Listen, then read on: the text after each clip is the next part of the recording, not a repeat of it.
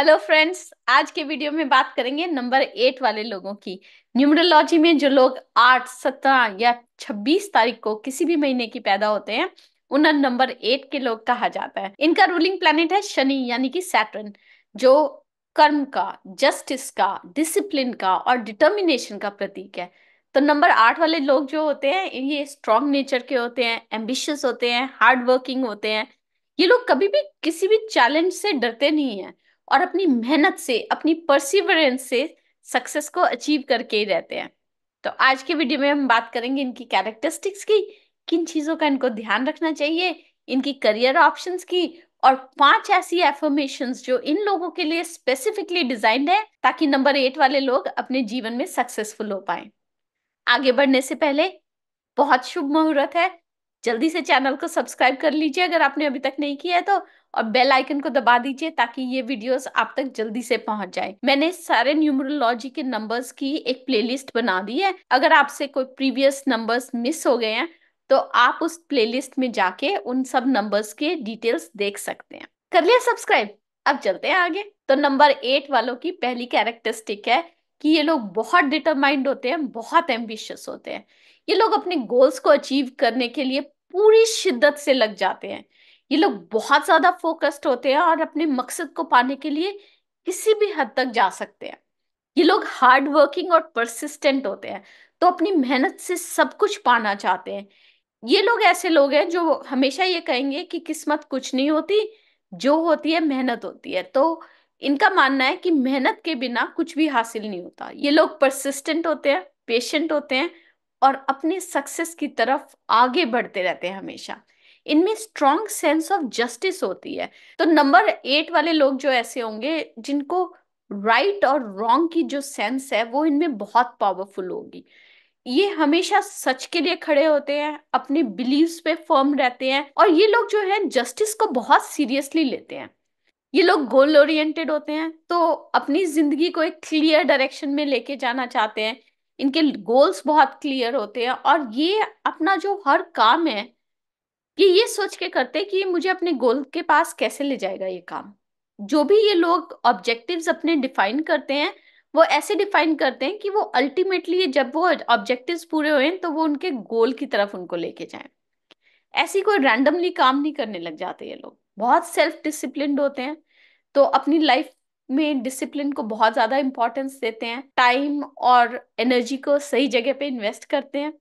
और इनमें leadership qualities बहुत ज्यादा होती हैं, पावरफुल पर्सनालिटी होती है, ability to influence other people और दूसरों को लीड करने की क्षमता होती है इन लोगों में।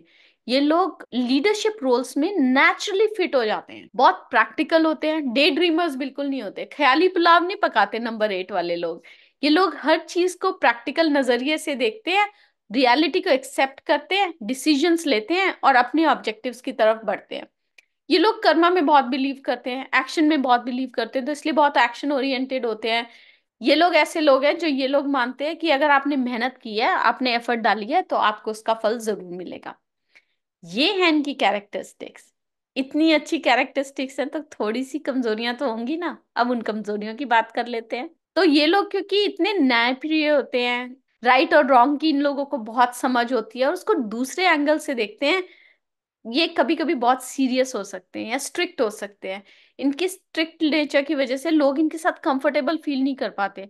उनको ये पता नहीं होता कि अगर वो एक सेंटेंस बोलेंगे या कोई एक्शन लेंगे तो हमेशा क्या नंबर 8 वाले लोग उनको जज करेंगे। फिर वर्कोहॉलिक टेंडेंसीज होती हैं क्योंकि ये अपने मिशन के लिए, अपने गोल के लिए इतने कमिटेड है और उनको ये भी पता है कि हार्ड वर्क से ही पूरा होगा वो गोल। तो हार्ड वर्क करते रह जाते हैं, वर्क लाइफ को बैलेंस नहीं कर पाते। पूरा फोकस जो है इनका खुद के सक्सेस को अचीव करने में चला जाता है। कभी कभी रिजिड और स्टबर्न भी हो जाते हैं ये लोग, अपने ओपिनियंस को चेंज करने के लिए जल्दी से तैयार नहीं होते ये लोग। बहुत ज्यादा रिजिड हो सकते हैं जो रिलेशनशिप्स को इम्पैक्ट कर सकता है। कंट्रोल फ्रीक हो सकते हैं, हर चीज को अपने कंट्रोल में रखना चाहते हैं। कभी कभी कंट्रोलिंग नेचर की वजह से दूसरों को सफोकेशन फील होने लग जाती है। अथॉरिटेटिव होते हैं, मटीरियलिस्टिक होते हैं क्योंकि इनको पता है कि कर्म करेंगे तभी फल मिलेगा। तो इनको फियर ऑफ फेलियर भी कई बार ये होता है कि क्या मैं इतना काम नहीं कर रहा हूँ या इतना एफर्ट नहीं डाल रहा हूँ कि मेरा गोल अचीव हो पाए।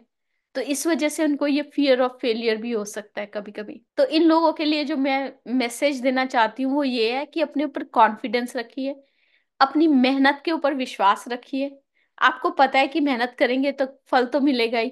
तो उस कॉन्फिडेंस को डगमगाने मत दीजिए, और मटेरियलिस्टिक चीजों पे इतना ध्यान ना दें कि आप इमोशनल कनेक्ट भूल जाएं। ठीक है, अगर आप इन चीजों का ध्यान रखेंगे तो आपकी बल्ले बल्ले है। अब बात करते हैं आपकी करियर ऑप्शंस की। नंबर 8 के लोगों में स्ट्रॉन्ग सेंस ऑफ रिस्पॉन्सिबिलिटी होता है, डिसिप्लिन होता है, डिटर्मिनेशन होता है। उनको ऐसे करियर्स को देखना चाहिए या चूज करना चाहिए जहां पे वो इन स्किल्स को यूज कर सके। लीडरशिप रोल्स है, मैनेजरियल रोल्स हैं, अथॉरिटेटिव रोल्स हैं, वो रोल्स जो हैं नंबर 8 वाले लोगों के लिए परफेक्ट रोल्स हैं। तो सीईओज हो सकते हैं, चीफ ऑपरेटिंग ऑफिसर्स हो सकते हैं, क्योंकि इनकी लीडरशिप क्वालिटी है, गोल ओरिएंटेड है, ऑपरेशंस में बहुत अच्छे हैं, इसलिए सीईओ या सीईओ रोल्स के लिए फिट होंगे। लॉयर बन सकते हैं, जज बन सकते हैं, strong sense of right and wrong है इनके अंदर, जस्टिस के लिए पैशन है, तो लॉयर या जज या लीगल फर्म्स में काम कर सकते हैं। फिर है फाइनेंशियल एनालिस्ट या बैंकर्स, प्रैक्टिकल नेचर है, फाइनेंशियल अंडरस्टैंडिंग है, वो भी इनको सक्सेसफुल बनाती है। पॉलिटिशियंस हो सकते हैं, एडमिनिस्ट्रेटर्स हो सकते हैं। पॉलिटिशियंस में तो खैर आजकल इतनी सॉन्ग सेंस ऑफ जस्टिस नहीं होती, बट एडमिनिस्ट्रेटर्स में होती हैं। तो इनकी पावरफुल प्रेजेंस की वजह से ये पॉलिटिक्स में और एडमिनिस्ट्रेशन में अच्छी तरह से फिट हो सकते हैं। बिजनेस स्ट्रैटेजिस्ट हो सकते हैं, कंसल्टेंट्स हो सकते हैं। अच्छा, आर्मी ऑफिसर्स और पुलिस ऑफिसर्स हो सकते हैं, डिसिप्लिन है, लीडरशिप स्किल्स है, लॉ एनफोर्समेंट, जस्टिस के लिए पैशन है। वो सारी चीजें अगर मिल जाएं तो आर्मी ऑफिसर्स और पुलिस ऑफिसर्स बहुत अच्छी तरह से बन सकते हैं ये लोग। प्रोजेक्ट मैनेजर्स अच्छे बन सकते हैं डिसिप्लिन की वजह से। रियल एस्टेट डेवलपर्स या इन्वेस्टर्स बन सकते हैं, प्रैक्टिकल नेचर है, फाइनेंसिस को अच्छी तरह से समझते हैं, तो वो करियर ऑप्शन इनके लिए अच्छा हो सकता है। इंडस्ट्रियलिस्ट्स भी हो सकते हैं, बिजनेस एक्यूमेन अच्छा है, स्ट्रॉन्ग डिसीजन मेकिंग स्किल्स है, एंटरप्रेन्योरशिप या इंडस्ट्रियल वेंचर्स में भी ये लोग बहुत सक्सेसफुल होंगे। तो ये थी इनकी करियर ऑप्शंस। अब बात करते हैं इनकी एफर्मेशंस की, जो एफर्मेशंस यूज करके ये लोग सक्सेसफुल हो सकते हैं। I am in control of my destiny and create success with every step that I take. I trust my ability to achieve greatness in all that I do.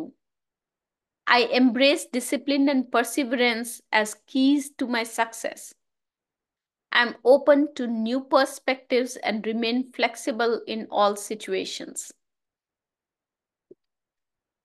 And am worthy of all abundance and success that I desire. तो ये थे number 8 वाले लोग, strong will, determined और goal oriented. ये अपनी life में बहुत सारे ऑब्स्टेकल्स को पार कर लेते हैं और अपनी मेहनत से अपने सक्सेस को हासिल कर लेते हैं। अगर ये थोड़ी सी चीजें जैसे कि रिजिडनेस या कंट्रोल इश्यूज या इमोशनल डिटैचमेंट, इन चीजों पे काम कर ले तो ये किसी भी फील्ड में अनपैरेलल्ड सक्सेस पा सकते हैं। एफर्मेशंस को अपनी डेली लाइफ में इंक्लूड करके ये लोग अपने गोल्स को जल्दी और इफेक्टिवली अचीव कर सकते हैं और अपनी लाइफ को बहुत सक्सेसफुल बना सकते हैं। अगर आपको ये वीडियो पसंद आया तो प्लीज लाइक, शेयर और सब्सक्राइब कीजिए। Remember, sharing is caring. मैं मिलूंगी आपसे अगले हफ्ते नंबर 9 वाले लोगों की कैरेक्टरिस्टिक्स, किन चीजों का उनको ध्यान रखना चाहिए, उनकी करियर ऑप्शंस और उनकी एफर्मेशंस को लेके। तब तक के लिए अरिगातो अबंडेंस।